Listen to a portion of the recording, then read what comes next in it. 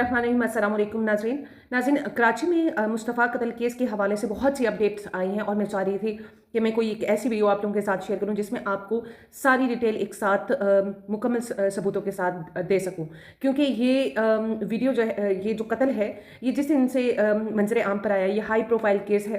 तो इस हवाले से बहुत सी खबरें गर्दिश कर रही थी। कुछ लोग ये कह रहे थे कि अगवा जो है किया गया और उसको शेरों के आगे डाल दिया गया और मुख्तलिफ जो बातें हैं वो सर्कुलेट हो रही थी। लेकिन आज की वीडियो में मैं आपको सारी डिटेल अगवा से लेकर कत्ल तक और कत्ल के पीछे वजूहात जो है वो सारी आप लोगों के साथ इस वीडियो में शेयर करूँगी। नाज़रीन, मुस्तफ़ा जो है वो कराची का रहायशी है और कुरैशी फैमिली से है और ज़िला रहीम यार खान के एक कस्बे से इसका ताल्लुक़ है। अब नाज़रीन, मुस्तफ़ा और अरगुमान जो है ये आपस में दोस्त होते हैं और इनका एक तीसरा दोस्त भी होता है जो कि शराज के नाम से उसकी शनाख्त होती है। अरगुमान और मुस्तफ़ा की दोस्ती जो है वो इतनी गहरी नहीं होती, बहुत पुरानी नहीं होती, लेकिन बहरहाल दोस्ती होती है और इनके दरमियान कारोबार और लेन देन भी होता है। अब अरगुमान के हवाले से ये बताया जा रहा है कि वो मंशियात और दीगर जो बुरे कारोबार हैं उनमें ये मुलव्वस नज़र आता है। और जो इस वक्त की सबसे बड़ी अपडेट है वो ये है कि अरगुमान जो है वो डार्क वेबसाइट और इस तरह की मंशियात और लड़कियों के धंधे में भी मुलव्वस है। अब ये लड़का अरगुमान मुस्तफ़ा को बुलाता है और कहा यह जाता है कि न्यू ईयर पर इनकी एक लड़ाई होती है। लड़ाई भी किस वजह से होती है ये भी आगे आपके साथ शेयर करूँगी। और लड़ाई होती है और इनकी बातचीत ख़त्म हो जाती है और फिर कुछ 10 दिन के बाद, 6 दिन के हफ्ते के बाद अरगुमान जो है वो दोबारा मुस्तफ़ा के साथ को राब्ता करता है और उससे कहता है कि मैं तुमसे मिलना चाहता हूँ। अब यहाँ पर एक वीडियो जो ऑडियो जो है मुस्तफ़ा की, वो आपके साथ शेयर करूँगी कि जो कि अभी सर्कुलेट हो रही है, जिसमें मुस्तफ़ा अपने दूसरे दोस्त को भी ये बताता है कि मैं अरगुमान से मिलने के लिए जा रहा हूँ और अब मामलात में अपने तरीके से हैंडल करूँगा। ये ज़रा इसकी ऑडियो सुने और फिर बात। राफी भाई, मैं थोड़ी देर अरमुगान के घर जा रहा हूँ, वही काले के। तो एक काम करो ना, आप जिम से फ्री हो जाओ एक ही बार, फिर मेरे पास आ जाओ ना, या शावर वावर लेकर आ जाओ, जैसे भी इजी होकर आ जाओ। ब्रो, मैं भी अब अपने हिसाब से खेलूंगा। अब देखो ऐसा है ना, तो बस सही है, अभी मैं भी एक तरीके से खेलूंगा इसके साथ।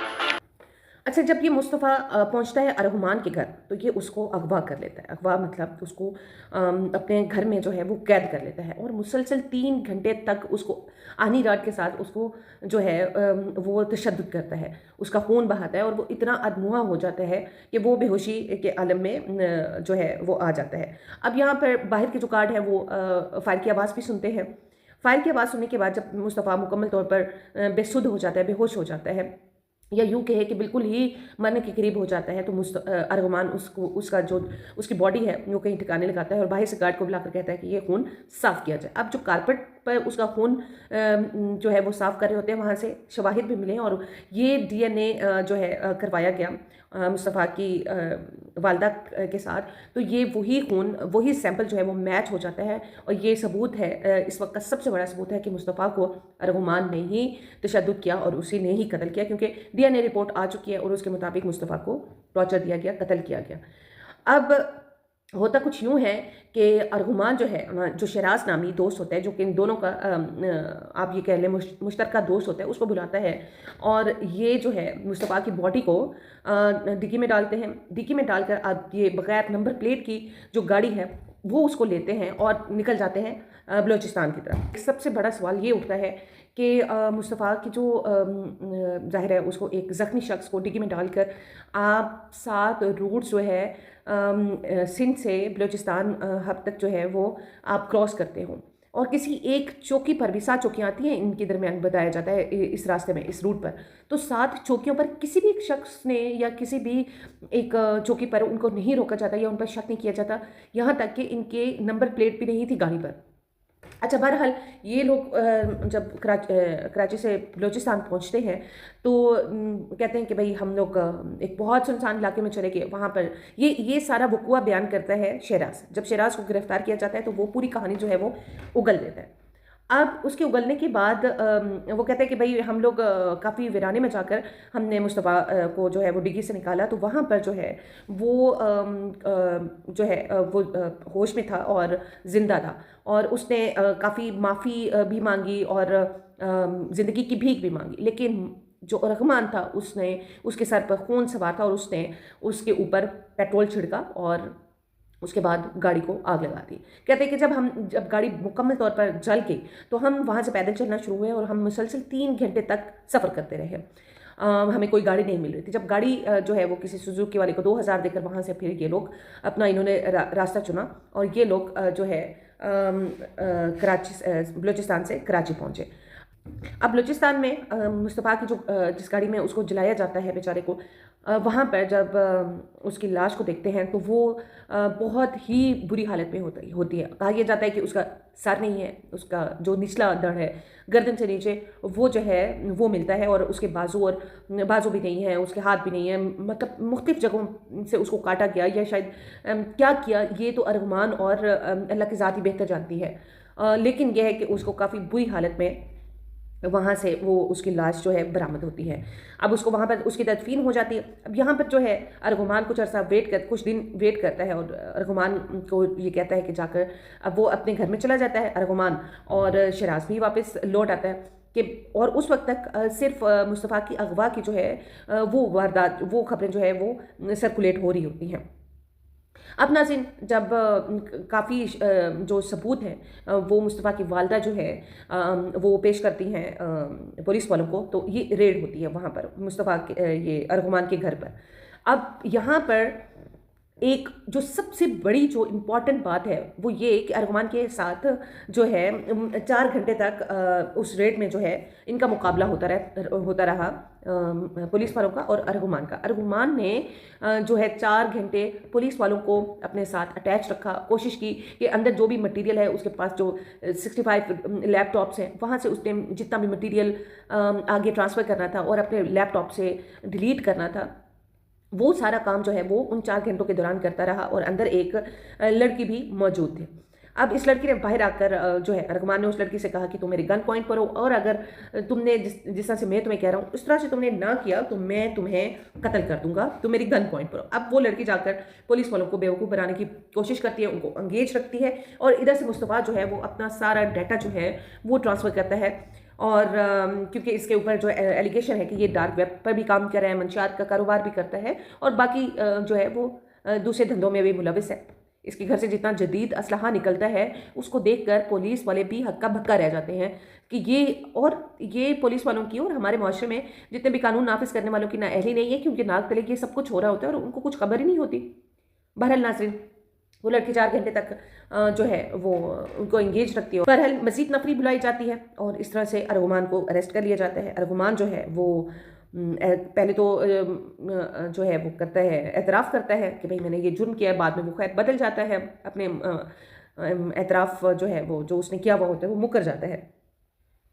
अब इस पूरे जो क्राइम है, जो अगवा है और जो कत्ल है, इसकी असल वजह जो है, जो कि मैंने आपको शुरू में बताया था कि मैं आपके साथ ज़रूर शेयर करूँगी, वो मुस्तफ़ा की गर्लफ्रेंड है। अब ये जो गर्लफ्रेंड है बकौल मुस्तफ़ा की माँ के कि ये 4 साल से मुस्तफ़ा और मार्शा जो है ये आपस में जो 4 साल से रिलेशनशिप में थे। अब ये रिलेशनशिप तो ठीक है बरकरार रहा, लेकिन ये लड़की जो है जब अरगुमान से मिलती है और इनका आप ये समझे कि ये साझा कारोबार होता है। ये जो अरगुमान चला रहा होता है उसको टेक केयर कर रहा होता है मुस्तफ़ा, और साथ में ये मार्शा भी। अब ये मार्शा जो है ये होती है नशे की आदी। नशा जो है नशा ये कहा जाता है कि इसको नशा करवा कर अरगुमान जो है वो इसकी फ़ाहिश वीडियोस भी बनाया करता था और इनकी अटैचमेंट होगी अरगुमान और मार्शा की। ये बात जो है मुस्तफ़ा को जो है वो तैश में लाती है, उसको गुस्सा दिलाती है और इनका हो जाता है बाइकॉट। मुस्तफ़ा जो है उस लड़की पर उसको बहुत गुस्सा होता है और उसको ये कहता है कि भाई तुम अब राब्ते में नहीं रहोगी, लेकिन जाहिर है वो लड़की इसको चीट कर रही होती है बकौल मुस्तफ़ा की माँ के कि ये जो लड़की है ये मेरे बेटे को चीट कर रही थी और अरगुमान और बाकी लड़कों के साथ भी इसके ताल्लुकात थे। अब न्यू ईयर पर इस कहानी का जो है वो आगाज़ होता है। प्लानिंग जो है मार्शा और अरगुमान करते हैं क्योंकि उनको पता चल जाता है कि भाई हमारा जो खुफिया रिलेशनशिप है वो मुस्तफ़ा को पता चल गया है।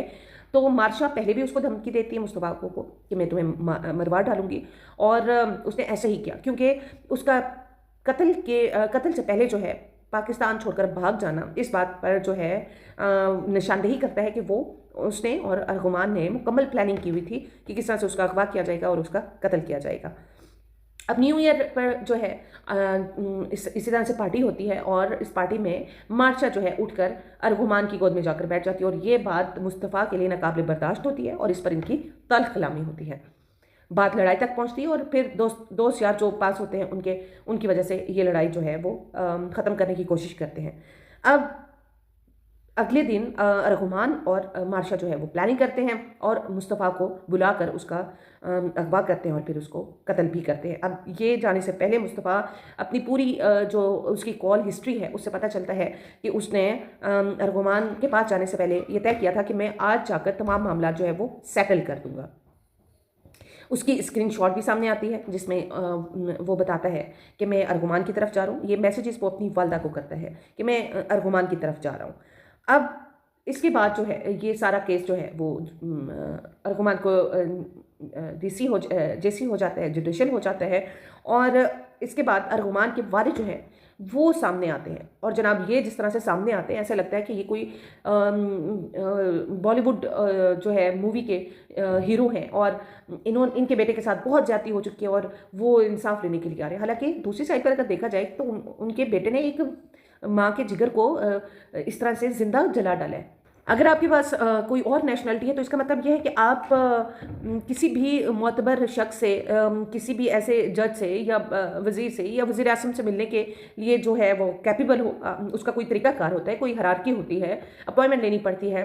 और ऑब्वियसली जो जज के ऑफिस के बाहर जो सिक्योरिटी गार्ड होते हैं वो हर किसी से पूछते हैं कि भाई आपके पास अपॉइंटमेंट है कि आप पूछ कर आ रहे हैं। तो ये जो कामरान कुरैशी अर्गुमान का वालिद है जो कि जिसको ये कहा जाता है कि भाई ये भी बॉस है और ऐसे ही धंधों में जो है ये मुलव्वस है।